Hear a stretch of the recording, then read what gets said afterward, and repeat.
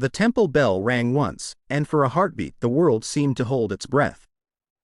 Monks in the courtyard froze mid-motion, hands poised, feet planted, breath steady. The single chime was a signal both ordinary and sacred, a punctuation that threaded their days and lives into ordered practice. It was not loud or dramatic. It was precise, a tone that asked attention and then was done. The bell rang again, and the second chime changed everything. Where the first call invited presence, the second demanded it. Every body in the courtyard turned toward the wooden gate, where the hinges sighed as they had for generations.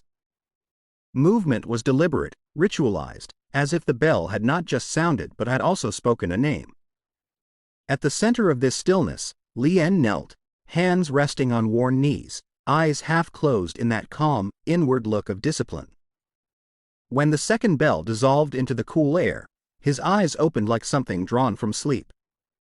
But immediately alert. He rose in a measured flow, smoothing the familiar orange and brown of his robes, composing himself to meet whatever the courtyard would present. His posture was neither rigid nor relaxed, it possessed that rare balance that made him both present and unshakable. The gates creaked. A single figure entered, dark robes, perfectly kept. Movements controlled down to the smallest detail. Kai's presence was a blade of contrast against the courtyard's weathered stones and the monk's humble garments. Whispers slithered through the ranks like wind through bamboo. The elder monk stepped forward with an authority that was quiet but absolute. Where others reacted, the elder observed. Kai bowed with a precision that suggested training. And habit, a bow that felt rehearsed yet sincere. He did not wait to be addressed. He did not ask for permission. He made his presence known simply by being there. Kai's eyes found Lien's, and a tension that had been years in the making tightened the air between them. The courtyard torches threw long flickers across stone and face. And in their dancing light something unreadable passed over Kai's features. The return was not simple. It held histories, choices, and a test in spoken. Lien stepped forward and bowed in a slow, respectful motion that acknowledged not just the man before him but the lineage of discipline they both shared. Kai returned the bow, but with a measured delay. That spoke of a recalibration, of someone measuring distance and possibility. A delicate exchange of observation unfolded.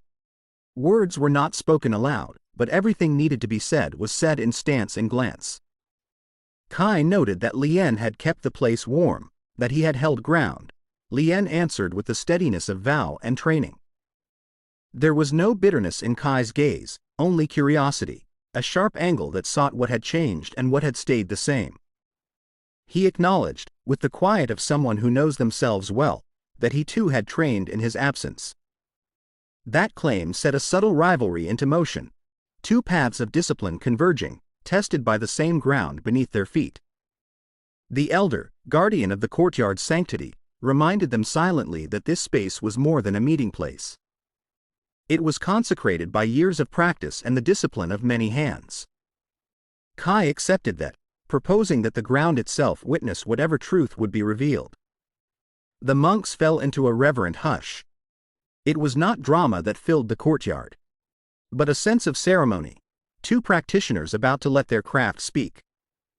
The first clash felt like the wind before a summer storm, sudden, clean, and precise. Kai moved first with a speed that was sharp as a blade. His approach was direct, engineered to end conflict rather than prolong it.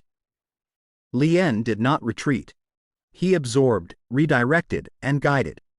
Each of Kai's strikes met not just resistance but redirection, like a stream guided around a rock. Cloth snapped, feet skidded on stone, dust rose in thin spirals from centuries-smoothed tiles. The courtyard was an instrument, and the two men tuned its notes with controlled contact. Kai increased his pressure, engineering power and precision into a relentless cadence. Lien remained calm, letting each attack transform into an opportunity to realign and center. Where Kai sought to end the contest through domination of force, Lien worked to dissolve that force into balance. Blocks became vectors, strikes melted into angles. The exchange was less a battle than a conversation conducted through bodies, a debate in which every movement was an argument for a philosophy of action. After a sequence of measured blows and redirects, Kai stepped back, breathing even, evaluating what he had encountered. His expression suggested a reluctant admiration. Lien had grown, and the growth was not mere repetition of technique but a deepening of intent. Kai circled not to intimidate but to assess, as if considering whether this version of Lien matched the one he had left behind. He considered the notion that restraint could be strength and found the idea worthy of a test. The next engagement came faster, an intensified flow that pushed Lien's discipline toward its edge. The courtyard echoed with impact that was purposeful, absent of shout or fury, resonant with the discipline that shaped both men.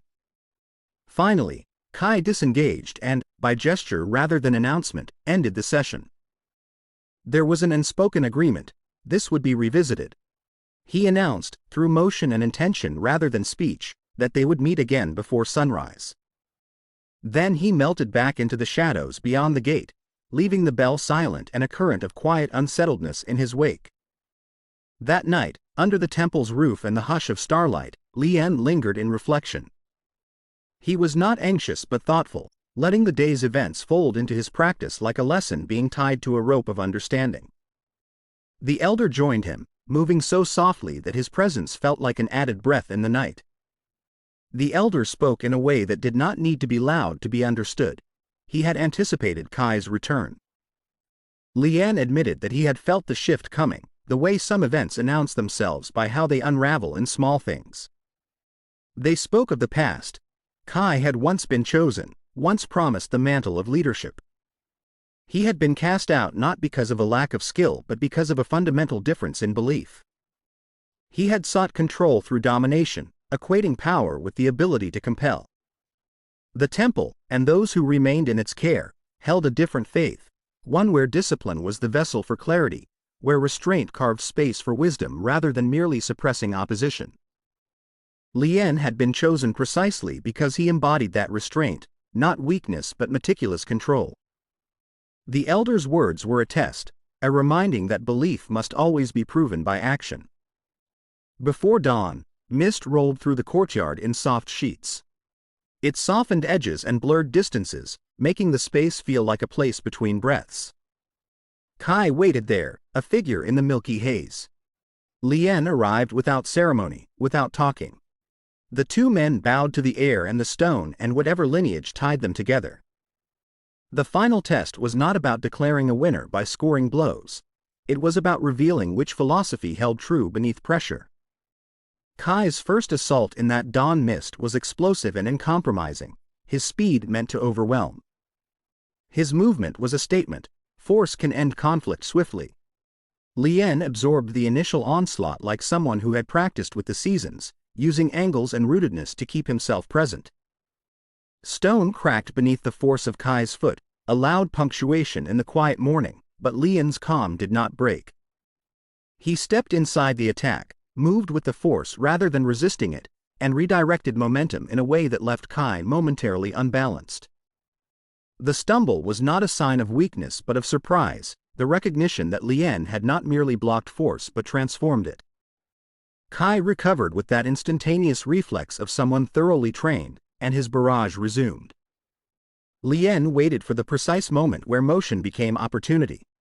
He moved once, a single, decisive shift that carried within it a philosophy. Conflicts can be ended without annihilation. When one chooses to transform movement rather than to answer it with a mirror of aggression. Kai hit the ground hard, the sound stark in the mist. He lay there not vanquished but still, like someone finally persuaded by the logic of a different approach. For a heartbeat, the courtyard held its breath. Then Kai laughed quietly, a sound that was not bitter but almost relieved. He acknowledged, in the curve of his chest and the soft acceptance of a hand offered and taken, that Lien had not defeated him in the sense of destroying him. Instead, the confrontation had been ended. Lien reached out, not as a conqueror but as a fellow practitioner, and helped Kai to his feet. In that act, restraint showed its face, choosing to stop the fight. When the truth of strength had been revealed, choosing reconciliation over domination. Kai bowed deeply, Not just to Lien but to the temple itself, to the ethos that had shaped both of them in different ways. He then turned and left into the thickening mist, his departure less an exit and more a turning of a page. The sun rose and the light returned to ordinary scales. The monks resumed their training as if the courtyard had always been so and would remain so. Lien moved among them, steady and deliberate, unchanged in his outward gestures but deepened by what had passed. The bell rang once, a single clear tone that restored rhythm to the day. Motion returned to the courtyard, and balance was re-established not by force but through control. This story is a reminder that power does not always announce itself in volume or domination. It can be quiet, practiced, and precise. Restraint is not the absence of strength but its careful application.